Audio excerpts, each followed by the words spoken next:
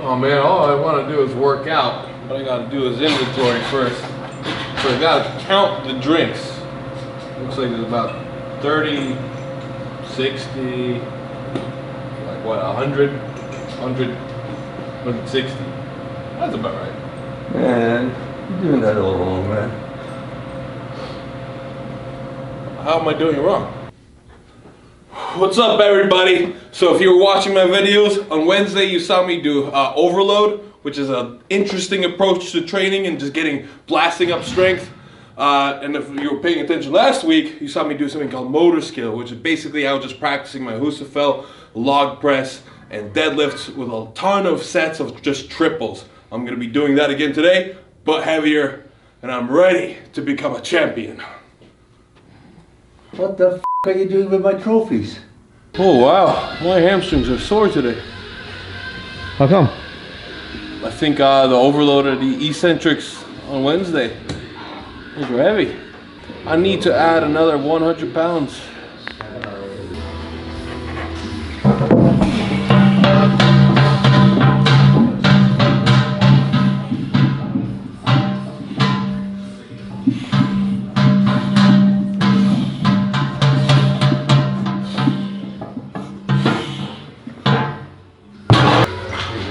Help there?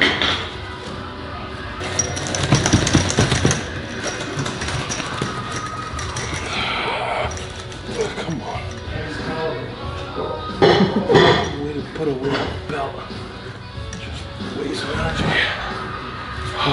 So today is gonna be a raw day. Okay, no it's not. I gotta do something.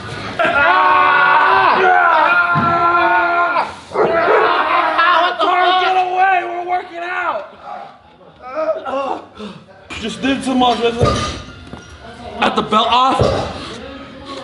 I was able to use minimum effort and got the belt that I needed. Quit away.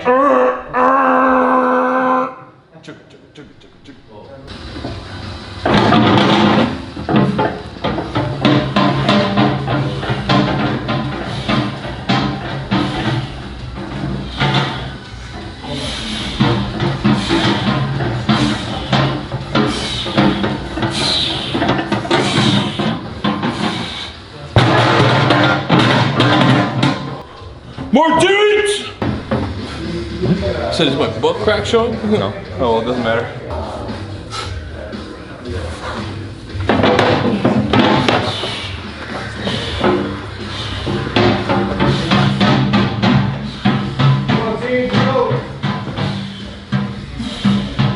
So, sorry I can't show you exactly where I'm at with the Husafell. It's a bit of secret, but I'm very happy with the progress. Now onwards with the rest of the workout. So I had some people asking me about the belts I use, and there's only two firm belts I like. That's the SPD one, and then just about any generic leather double prong powerlifting belt will do. I use the SPD, like really stiff lever belt, for all my static events, like squats, deadlifts, even yoke carries, just where my core, where I want to minimize any kind of flexion in my core. I'll use the slightly looser double prong leather belt for events that I want to be mobile in, where I want to be able to breathe or be able to flex my core, such as on a log press. I want to be able to clean it by rounding my back and whipping it over, and I want to be able to lean back, so this is great for that. And also stones, because I like to be able to round my back around a stone and then unleash it as well. And front carries for distance, such as Husafell. In addition, I have two different underbelts. I have a reband underbelt and a Mueller underbelt. The Mueller one, again, is less stiff, and I use this one specifically for stones or long distance carries, stuff where I really need to breathe. I'll use this one for everything else, including log, because on log I do want a slightly stiffer core for the press, not necessarily clean. So two different underbelts, two different firm supported belts. So the cool thing about the weights in the training hall is they re-rack themselves. So if I leave the Husafell over there, as you can see, I put it all the way down there. That's it. it will put itself. See, look at that. Look at that. It's happening already. Now in another episode of Martins to the Arnold, he faces a larger log than ever before in its natural habitat. This right here is the 180-pound log, and he's going to have to tackle it with his shoulders, his legs, his back, and everything he's got. Because the thing is, last time I was actually under 80, but it was 80% of the contest weight coming up in Santa Monica, but now I want to start moving up to 80% of what I'm going to be doing in March. So I'm going to do something interesting in the log today. I'm probably only going to do 1, 2, 3 push jerk sets, depending on how they feel, because my knee's been an issue. So just get some practice in, then move on to push pressing, and then strict press. But I'm really going to be intuitive about it and just listen to my body.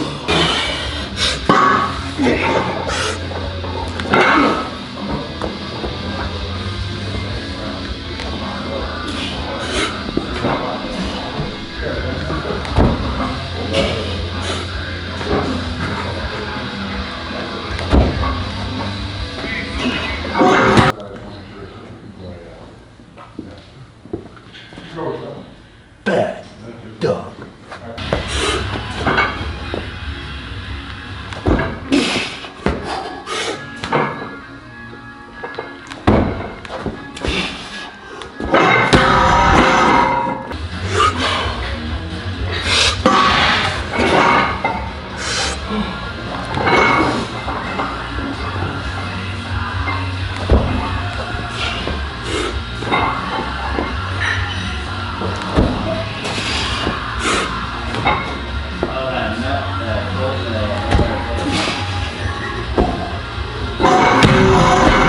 So far these push jerks are not hurting my knee.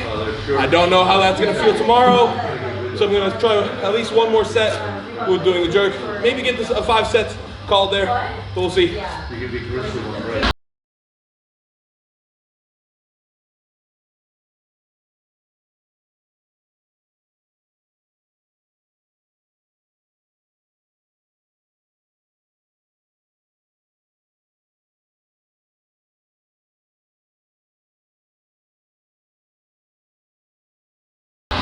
So far, I'm 4 sets in, with about 7 minutes left. I'm gonna aim for 2 more sets. The push jerks are feeling good, knees holding up. So, I'll keep it going. Are you ready? Yeah, all right. Okay. All right. All right, let's go. Let's Yeah, go. Nice okay. and easy. Let's go, baby. Next set. Come on, let's go. All right. All right.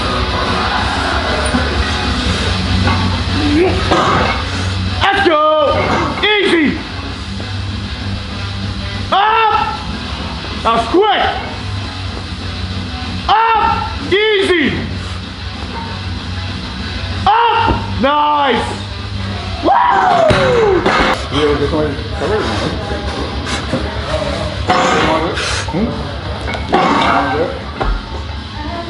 I said I put it out there.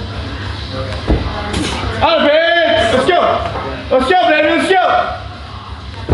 Let's go! Easy! Are you okay? Tired. Teens tired. Teens rest now.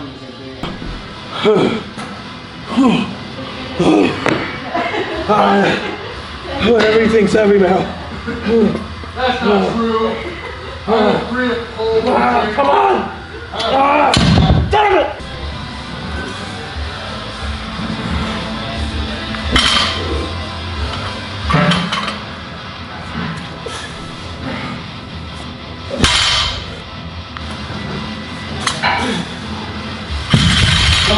Any glute pain? No pain yet. So now I'm probably gonna go to a true 80% of not necessarily my max, but what I want my max to be.